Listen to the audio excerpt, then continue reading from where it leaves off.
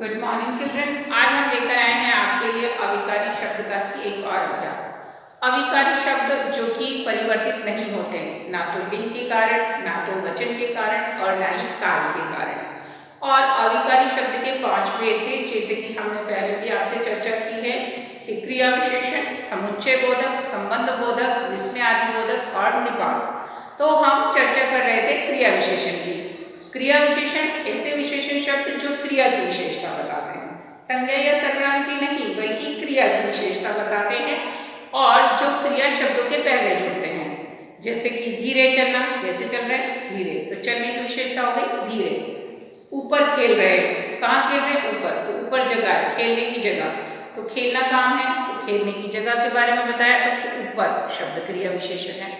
यानी कि जब हमें ये पता चले कि क्रिया कहाँ हो रही है, कैसे हो रही है, कितनी हो रही है, वो सारे क्रिया विशेषण का ही हिस्सा होंगे।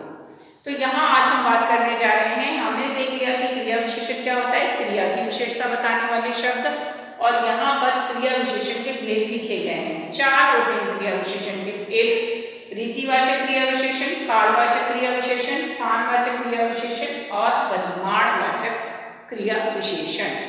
अब रीतिवाचक, रीति का मतलब होता है ढंग, काम करने का तरीका। तो जब क्रिया विशेषण इस प्रकार से प्रयोग किया जाता है जिसमें पता चलता है कि वो क्रिया किस प्रकार की जा रही है, काम करने के ढंग, रीति का पता चलता है, तो वो रीतिवाचक क्रिया विशेषण होता है। जैसे मैंने कहा कछुआ, कछुआ धीरे चलता है। कैसे चल रहा है? धीरे चलता है। तो यहाँ पर चलना काम है और वो किस प्रकार हो रहा है? धीरे। तो चलने का ढंग क्या हुआ? रीति, धीरे। तो इसीलिए ये धीरे शब्द रीतिवाचक यानी ढंग बताने वाला क्रिया विशेषण है, जो क्रिया की विशेषता बता रहा है, उसका तरीका बता रहा है कि वो क्रिया कैसे हो रही है। दूसरा है कालवाचक, जो समय का बताया। हमने कहा रवि प्रतिदिन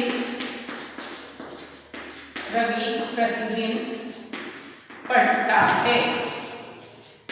रवि प्रतिदिन पढ़ता है, पढ़ने का काम करता है, वो क्रिया मिल गई। कब पढ़ता है? प्रतिदिन यानी रोज। तो यहाँ पढ़ना क्रिया है और वो काम कब हो रहा है? पढ़ने का रोज हो रहा है, यानी ये काल समय को बता रहा है। पढ़ने का काल समय कब है? प्रतिदिन, रोज। तो ये कालवाचक क्रिया विशेषण है क्योंकि ये क्रिया के काल को बता रहा है, क्रिया के समय को बता रहा है। अब आया स्थानवाचक क्रिया विशेषण। तो स्थान में होता है, हमने कहा कि रमन नीचे बैठा है। अब रमन बालक है, वो बैठा है, उसके द्वारा काम क्या हो रहा है? बैठने का काम हो रहा है। तो क्रिया हो गई बैठना, लेकिन कहाँ बैठा है? नीचे। तो नीचे क्या है? जगह है, वो फ्लोर पर, फर्श पर नीचे बैठा है। तो बैठने का काम किस जगह पर हो रहा है? नीचे हो रहा है, ऊपर हो रहा है, छत पर हो रहा है, मैदान में हो रहा है, जहाँ भी हो रहा है। तो जब क्रिया के बारे में ये पता चले कि वो क्रिया कहाँ पर, किस स्थान पर हो रही है, तो वो स्थानवाचक क्रिया विशेषण होता है। तो यहाँ पर नीचे स्थानवाचक क्रिया विशेषण है। अब बात करते हैं परिमाणवाचक क्रिया विशेषण। जब क्रिया विशेषण में ये पता चले कि वो कितनी क्वांटिटी में, कितनी मात्रा में काम हो रहा है। जैसे कि हमने कहा वह बहुत कम बोलती है, वह बहुत कम बोलती है। तो यहाँ पर बोलना यानी क्रिया क्या है? बोलना। और बोलना कितना हो रहा है?